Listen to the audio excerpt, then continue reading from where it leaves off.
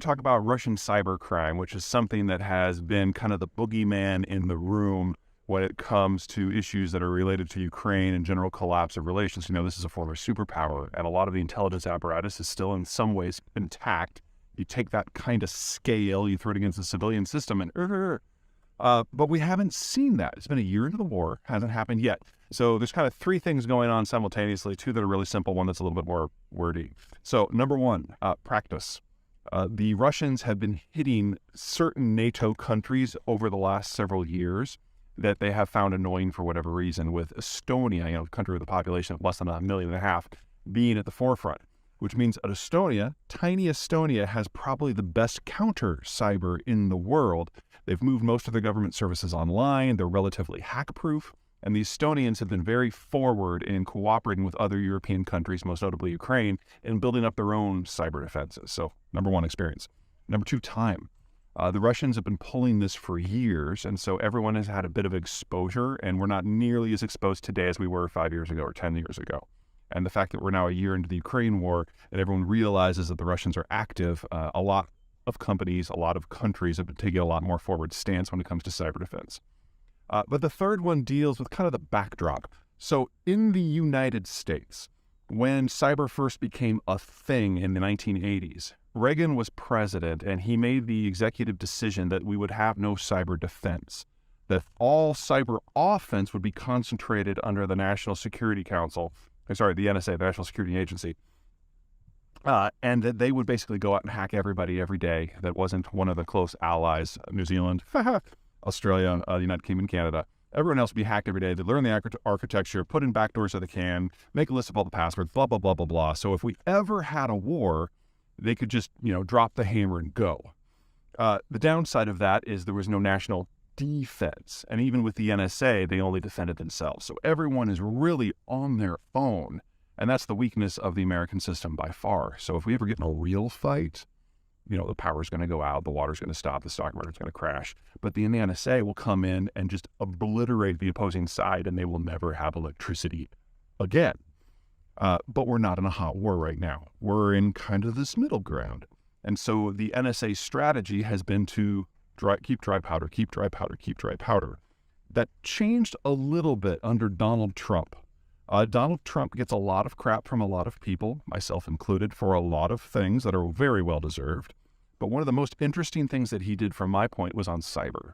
And after he was elected in that first election, he ordered the NSA to send cease and desist letters to the Russian hackers working for the Russian government, with personal details included in the letters so they knew exactly who was in play here.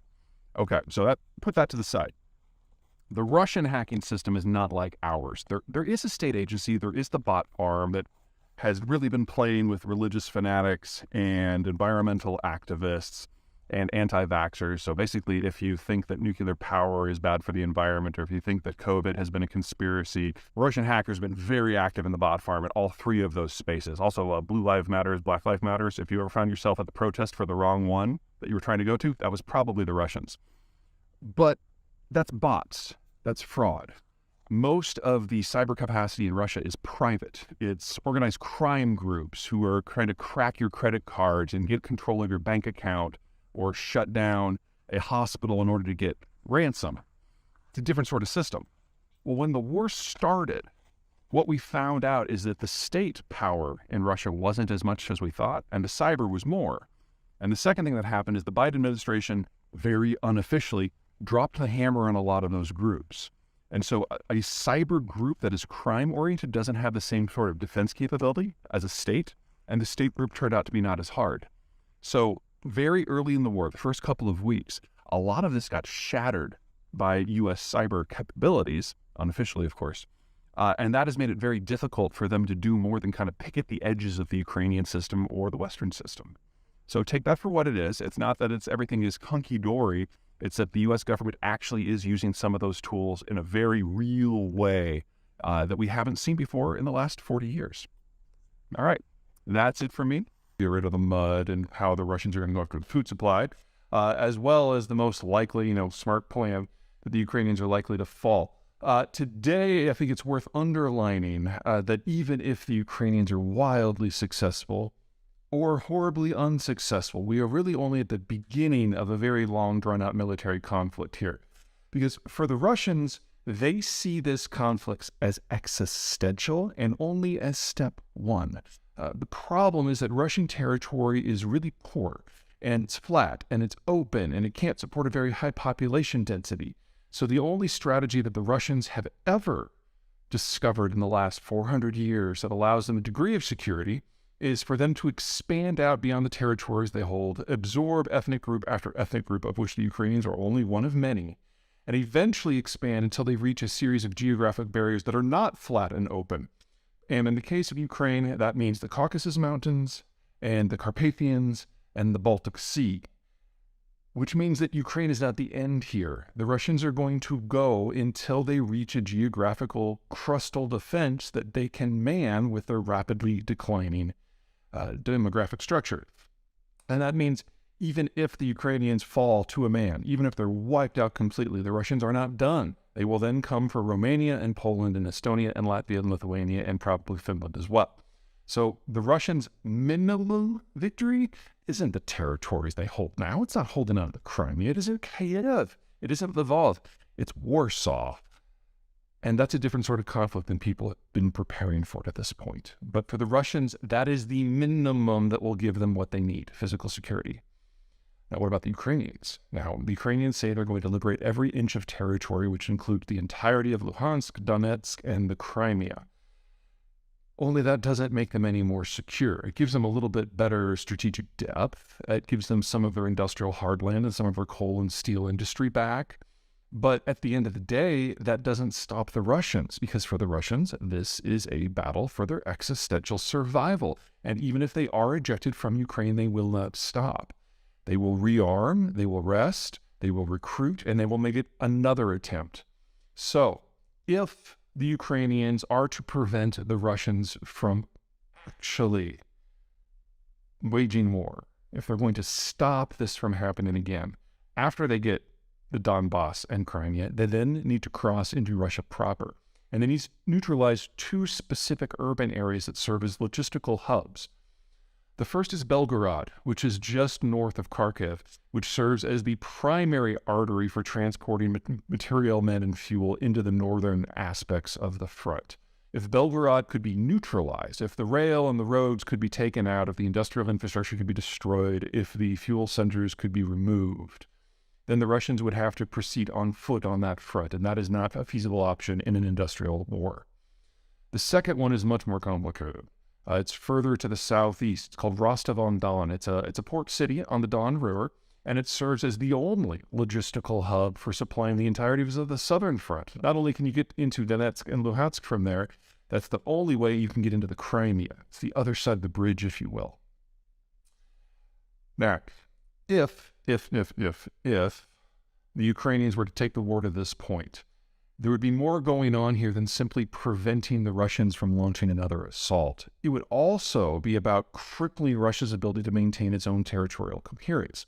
Rostov-on-Don also serves as the primary logistical point to connect the greater Moscow region, where most Russians live, south through road and rail to Rostov-on-Don, and then further south to the Caucasus, which is one of those all-important barrier points that the Russians feel they must control. And for those of you who have been asleep for the last 30 years, there's an ethnic group there called the Chechens at the very end of that chain, well, Chechnya and Pakistan.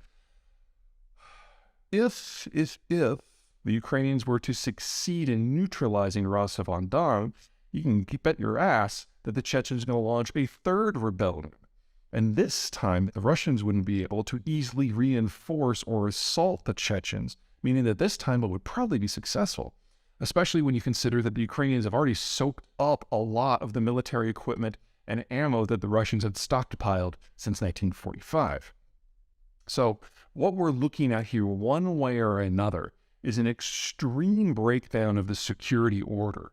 Either the Russians win, which means Ukraine ceases to exist and we're in a direct nuclear confrontation between NATO and Russia, Or the Ukrainians win and neutralize Russia's ability to control large chunks of its own territory, likely heralding the disintegration of the Russian state itself, which also has nuclear connotations.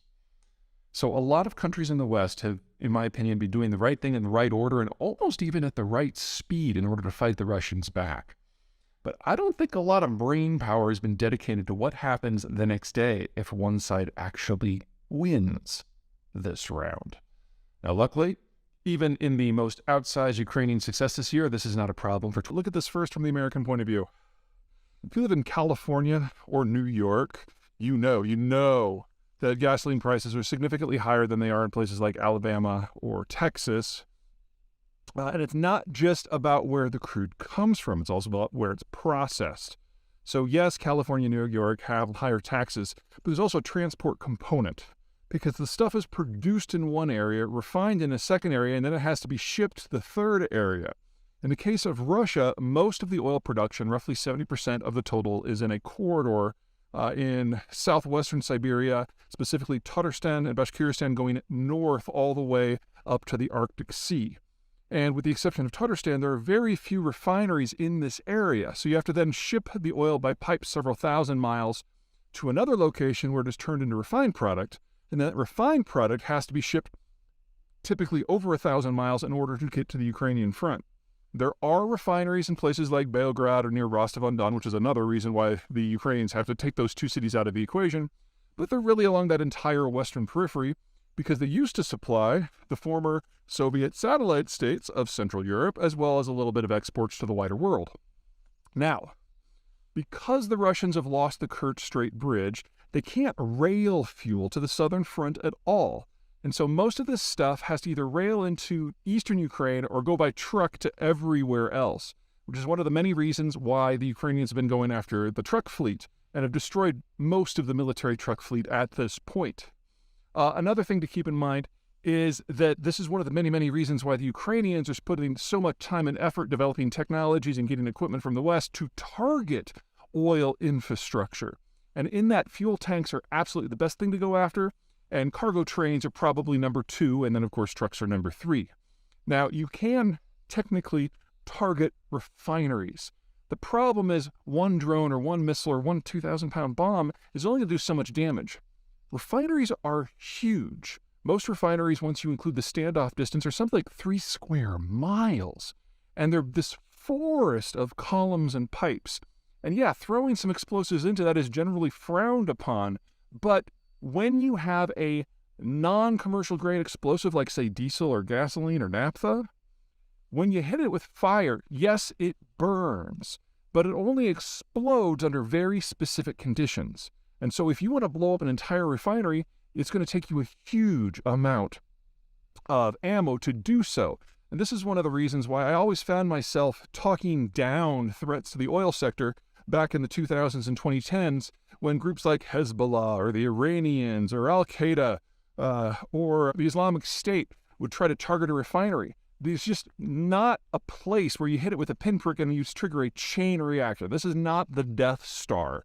And that means the Ukrainians have to follow by the same rules here. If they really want to take a refinery offline, it's a huge amount of effort.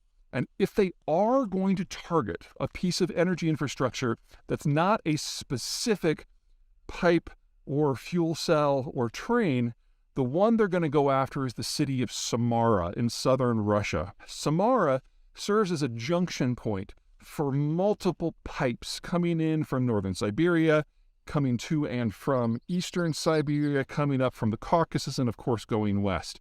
Roughly 40% of Russian crude is capable of going through this nexus in addition to its refineries. Now, the Ukrainians probably do have the capacity right now to throw a drone or two into it. But again, they're going to need dozens, if not hundreds, or a lot more sabotage. So if you are going to see something a little deeper in Russia besides what we've seen so far, which has kind of been in a band around that part of occupied Ukraine, what you're going to see is the Ukrainians probably going after the pipes themselves. It won't take things offline for very long. Pipes are easy to replace, especially in segments. But if they hit them enough, they disrupt the flows, the refineries shut down. How do we know? This happened in Chechnya during the 1990s.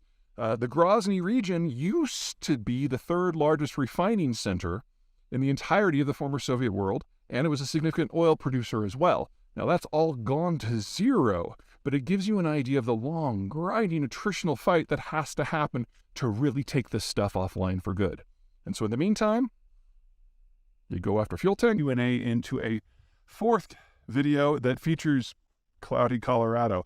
Haven't seen the sun here in a few days. Probably aren't going to for a few more. So question number one, what happened to the 500,000 Russian soldiers that I was predicting 3-4 months ago were going to be on the field of battle by the time we got to June?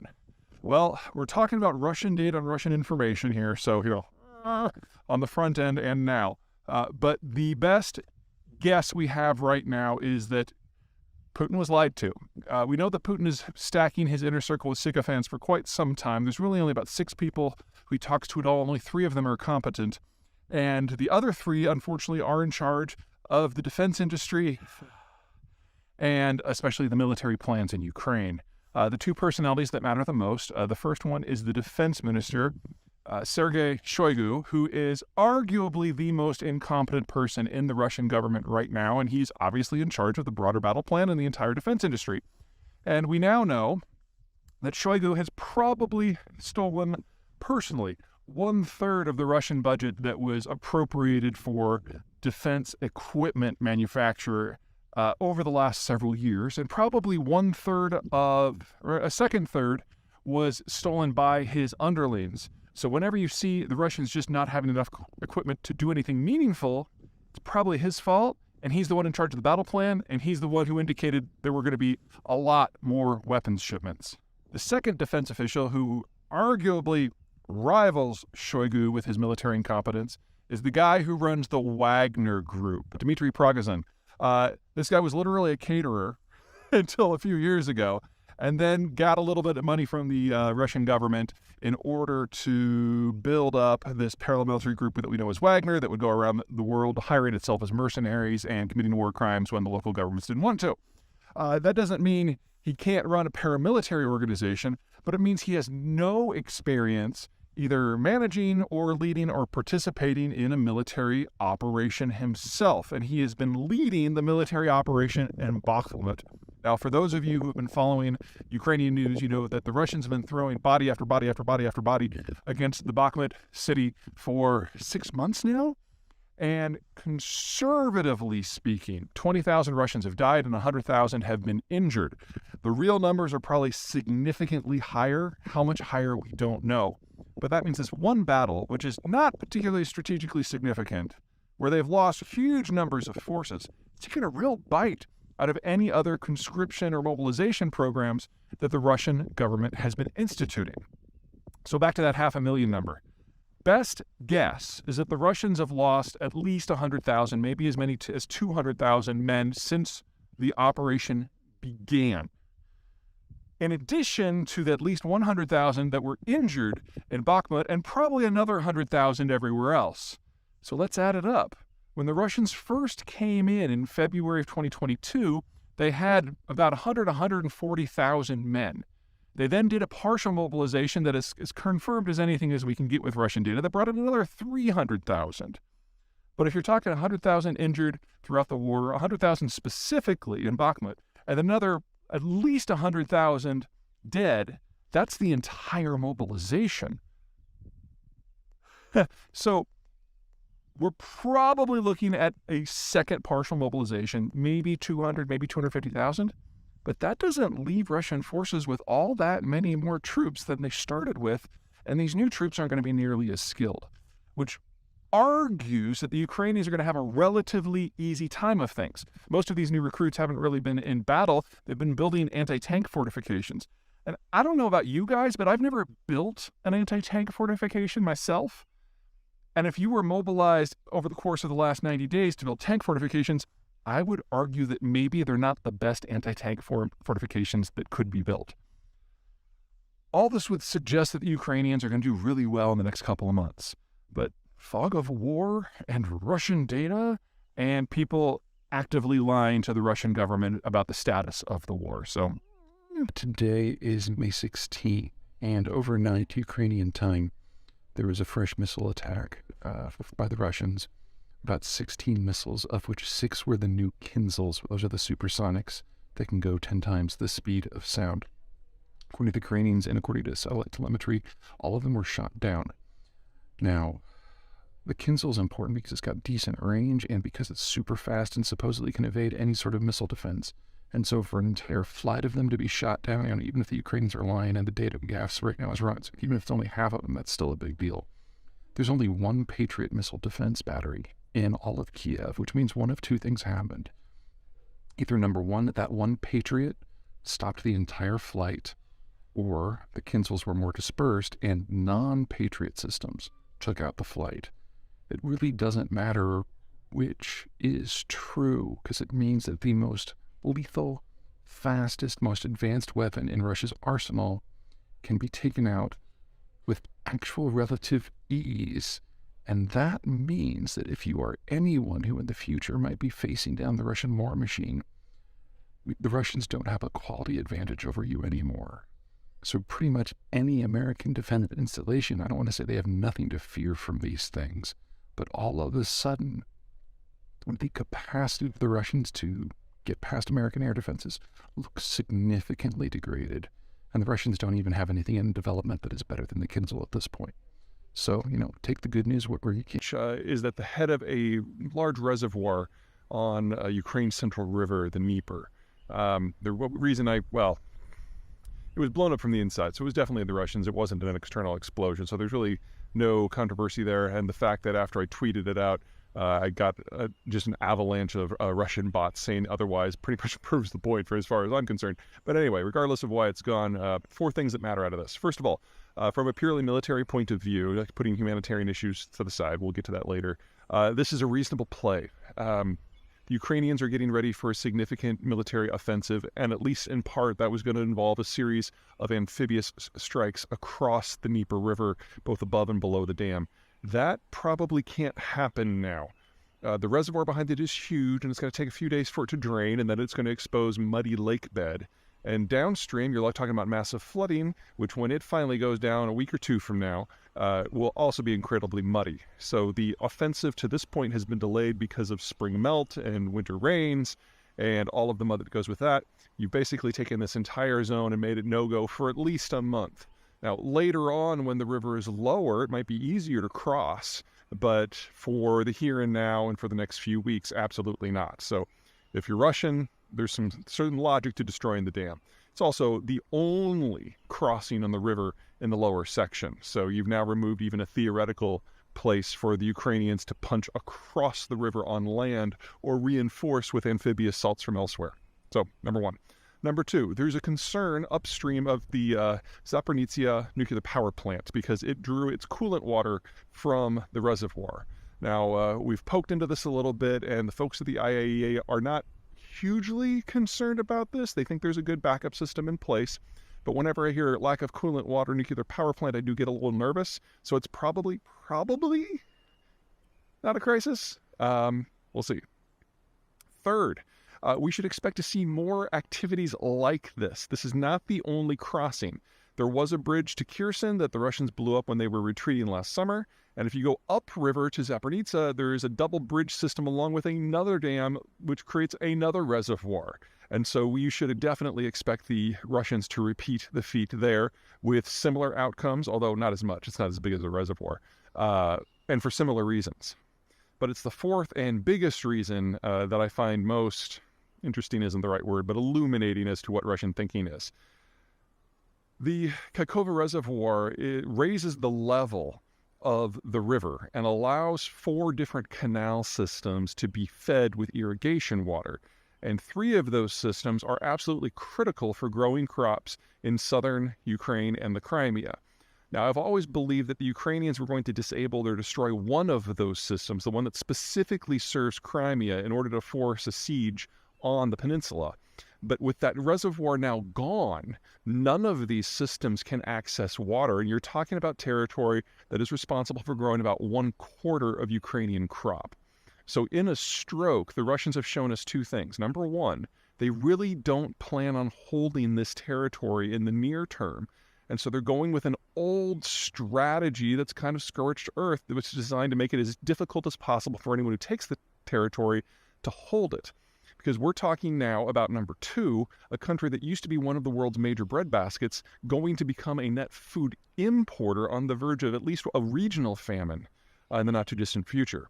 Or for those of you who are familiar with Russia's history in Ukraine, triggering a regional famine again. I'll try. Anyway, I wanted to close out this series on Russian intelligence with why the Russians seem to be significantly weaker than we would have expected them to be. Because after all, this was one of the countries that arguably had the best human intelligence collection system in the world. I think it's worth first exploring why I say that. The Russian geography is not like the American. So the United States has great coasts, great waterways, great land. It's easy to develop. It's easy to expand. And so when we want to do human intelligence, you have to take somebody out of that environment and then put them in another one. And since the United States is a very large country, even though we are multicultural, it's not like we have a lot of experience in, this is going to sound really horrible, infiltrating and conquering other peoples. I mean, yes, you can make the case for the Native Americans, a century ago or more. But this isn't something that's kind of built into our society. Whereas the Russian system is very, very different.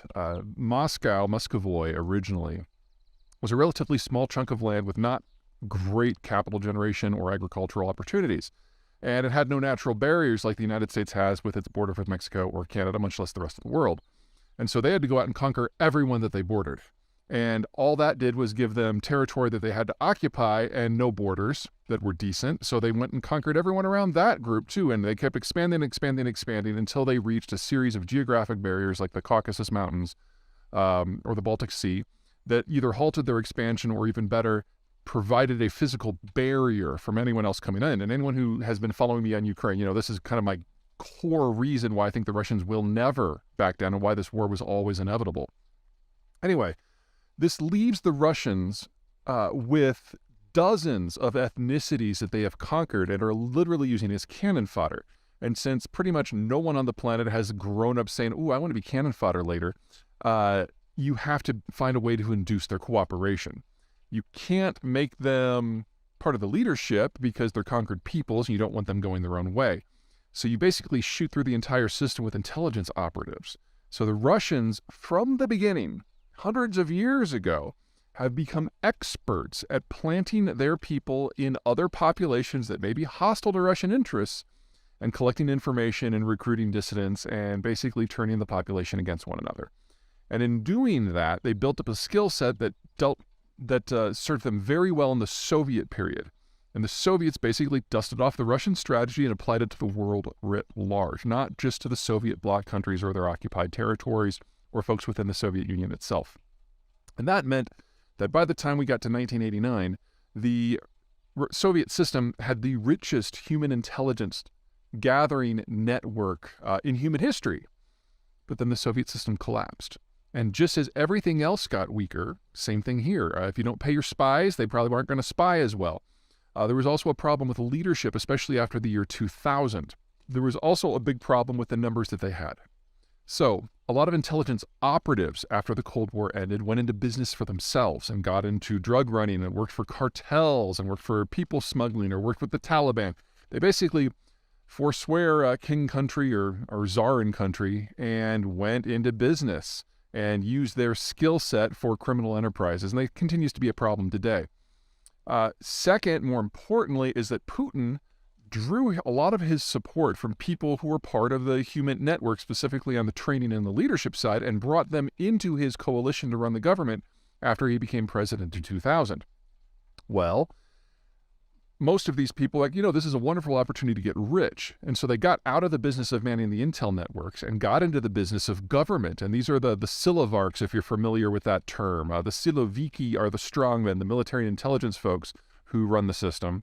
The oligarchs are the people who run business, and the Silovarks are the people who have a foot in both worlds. Probably the most famous Silovark is a guy by the name of Igor Sechin, who runs Rosneft, which is Russia's national oil monopoly. Anyway, so the Russians have lost most of their operatives abroad because they stopped paying them in the 90s, and they've lost most of their trainers at home because they went into the business of government with Putin, and that has left a bit of a shell of a system. Now, they're still good because that system to train these people still exists to a degree, but it had to become a lot more focused. And they became very sensitive. The Russians became very sensitive to losing their operatives. So they try to use them in places where they could have cover that was as dense as possible. And as a rule, no matter what country you're in, the most reliable cover for an operative is to say they're a diplomat, because that gives you an excuse to be in the country with a limited visa overwatch. They have diplomatic immunity, so if they get caught doing something and get sent home, you just send them to another country. Well, that had worked for the Russians for a while until the Ukraine war started and the Europeans decided to belly up to the bar and actually start looking after some of their own security interests. And so far in the war, well over 400, probably close to 500 now, intelligent operatives who were registered as diplomats have been ejected, and the Europeans, rather than just sending them home and calling it a day, have shared the identities of each and every one of them with every other country in the world. So the Russians can never deploy those operatives ever again in any sort of clandestine role with official government cover. And that means that the Russians have to reinvent a lot of their intelligence apparatus. Give you an idea of the scale of that, the United States had to recreate its intelligence apparatus after 9/11 because we had the information, but we couldn't process it fast enough. 20 years on, we're still figuring out how to do that. This is not something that's going to be shaked out by the time that this war is over. This is something that is going to be dogging the Russians for at least a decade. And that leaves me with one final point. There is another class of assets, deep cover assets, sometimes called illegal, sometimes called plants, where the people are assigned to go to another country, establish a false identity, and live that false identity until such time as they're called into action. This is really the stuff of spy novels, but it does exist, and the Russians historically have been pretty good at it. What we have seen in the last year is at least a dozen instances of these plants, these illegals, these deep cover agents being unmasked. Because as the Russians have realized they can't train at the same rate that they used to, and they lost their entire diplomatic corps access to intelligence, they're having to rely on their deep plants to do basic intelligence gathering. And that is not a skill that these people are well suited to. For one, these are years, if not decades of investment in time, and they're being asked to do basic intelligence gathering and human collection. Well, that's like using a Maserati to deliver newspapers. I mean, yes, it'll work, but it doesn't take a lot of imagination to imagine something going wrong, and that has now gone wrong with a number of these agents.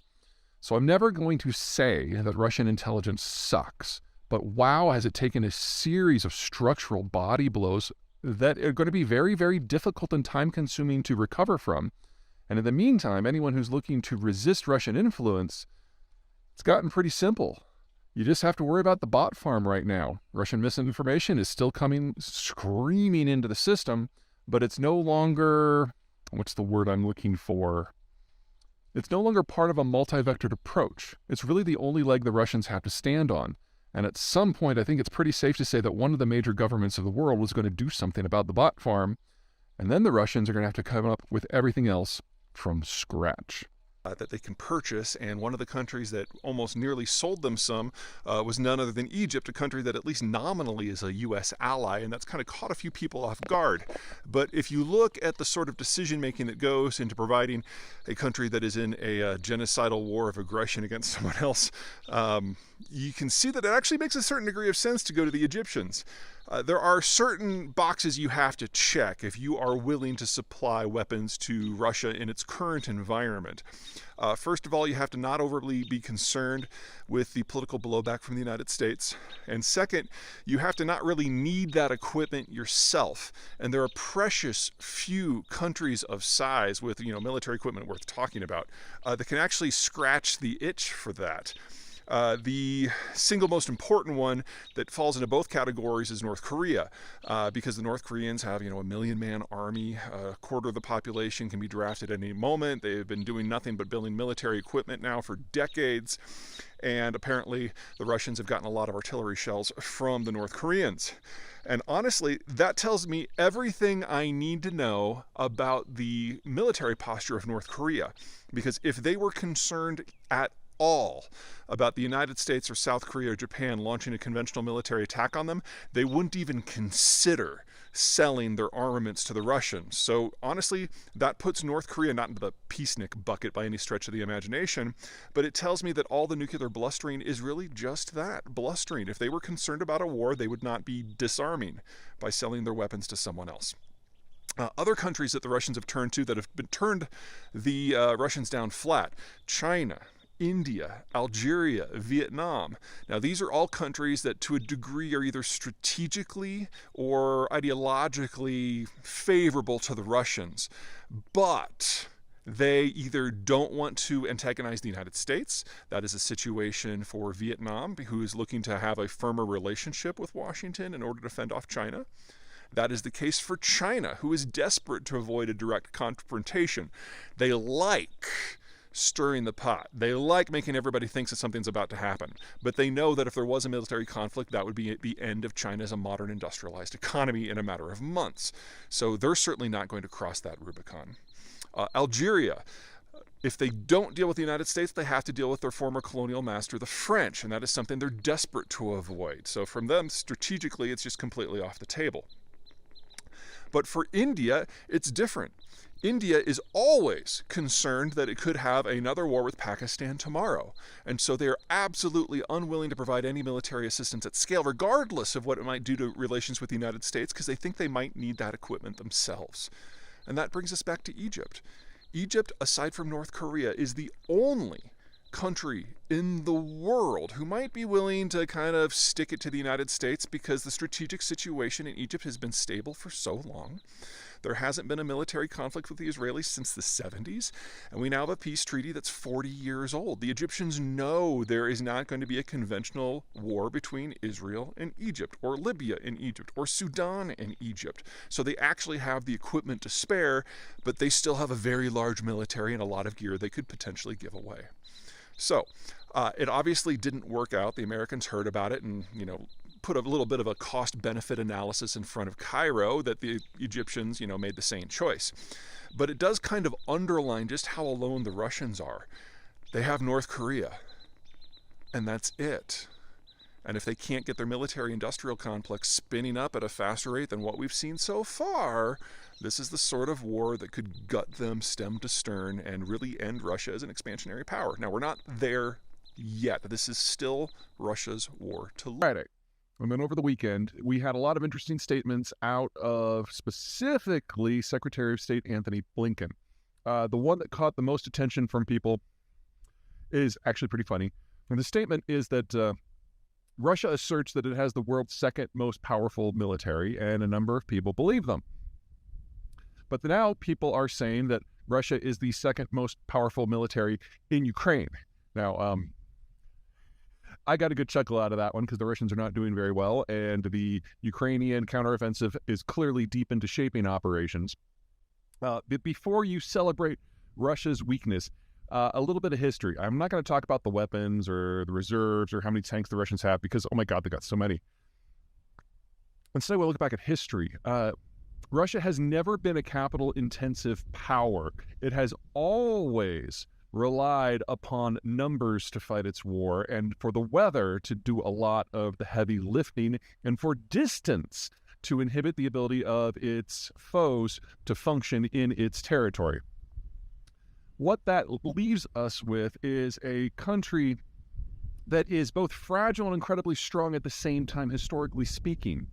And so when a country will come at the Russians with a technological advantage, especially when it involves movement, they will do great, because once you break through the outer perimeter, if you can get fast and loose into Russian core territories, the Russians can barely move within their own territory. So whether it's the British at the Crimean War, or the French in early 1800s, or the Poles during the time of troubles, or the Japanese in 1905, it doesn't really matter what era of history you're looking at. You can find easily a major war where the Russians were absolutely crushed. But it's one thing to defeat Russia's armed formations, and it's quite another to eliminate Russia as a threat in the long term. One just requires hitting their troop concentrations and their logistics packages. The second requires root and branch, or ripping up much of the industrial level infrastructure and the entirety of the governing structure over a swath of territory that is the world's largest national landmass. So I understand what Blinken is after here. He's trying to rally the alliance to give a lot now when it's going to really make a big difference to the Ukrainians. This is going to be a critical year for them. But on the other side of this, we're going to have to deal with either a resurgent Russia or a very, very bitter Russia that still has a few thousand nuclear weapons. We're at the very beginning still of a very long process. And even if this goes every way that people who are rooting for the Ukrainians hope, and this really is the beginning and the end of the Russian system, belittling them now isn't going to speed that process along outside of kind of the tactical boost that it gets from people giving more weapons in the short term. Anyway, word of warning, I'm still rooting for the Ukrainians here, still hoping, actually I'm pretty confident that Russia will cease to exist as a country in my lifetime. Love to see that forward loaded, but I'd like themselves partisans, identifying that they're ethnic Russians opposed to the government of Vladimir Putin.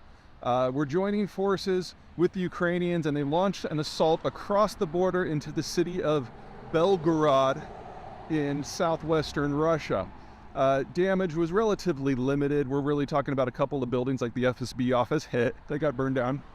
But the Russians redirected some forces, and over the course of the next 2 or 3 days, managed to push them all back into Ukraine. According to Russian propaganda, they were all killed. Who knows? We don't even know how many men were involved in the first place. Now, this is important for 2 reasons. Well, 3 reasons. Number one, it shows that the Russians didn't even bother to garrison any of their logistical centers that are hard on Ukraine's border. That is something that is definitely going to be relevant moving forward as the Ukrainians get ready to push the Russians out of more land. Second, in the war of propaganda, the Ukrainians, of course, are saying these people are unaffiliated.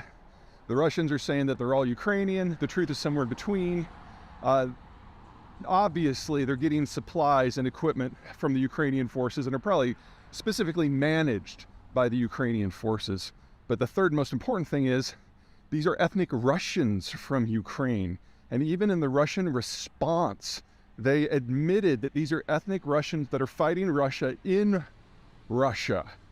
So whether or not that was a propaganda hiccup or an admission that the single most inviolable bit of propaganda that the Russians have been pushing, that they are completely in there to save ethnic Russians, that's going to be a big problem moving forward. One more thing I forgot. Belgorod is a really important city for any number of reasons, but the most important one is it serves as Russia's primary logistical point in launching off for assaults against the city of Kharkiv, which, if you remember, was one of the first places that the Russians attacked earlier in the war and were there until they were kicked out in last year's summer offensive.